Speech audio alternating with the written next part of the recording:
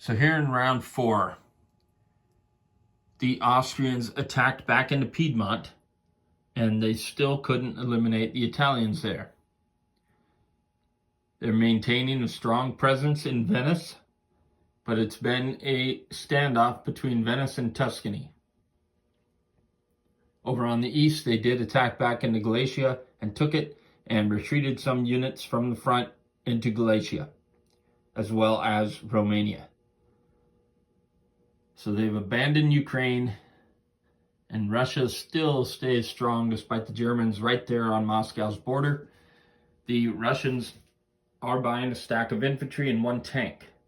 I'm not sure that's a good idea to buy a tank, but because the Russians seem to be doing well, we're going to go with it. They are going to make one attack here from Ukraine into Sevastopol. Probably won't be able to completely take it. It's either that or into Romania, but Romania being in the middle of all these central powers and no connection to something that's helping them. I know the Italians are here, but over here, much closer to India, that can be a consistent source of units. Plus that naval base right there. They'll probably consolidate, make sure Moscow's strong before the end of this turn, put some units over there in Karli. But that will be the Russians' turn. So the Russians came down into Sevastopol. There's 1 Ottoman infantry left. They still have a decent force here in Ukraine with 7 infantry and a few artillery. They pulled back from Belarus and moved a couple infantry up to Karli. They're still strong here in Moscow.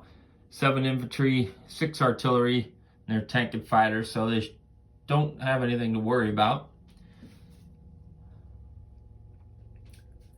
And they still hold Serbia for 2 more IPCs.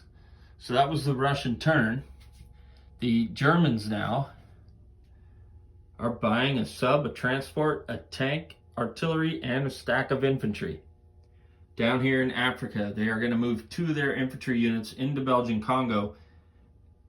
Doesn't really make sense to just chase IPCs at this point, even though they don't have an artillery or any kind of offensive firepower. But they have to hope if they can bring their 2 units together, or 3, perhaps on the next round, that they could all 3 together get some hits. I don't know. They're just trying to stay alive.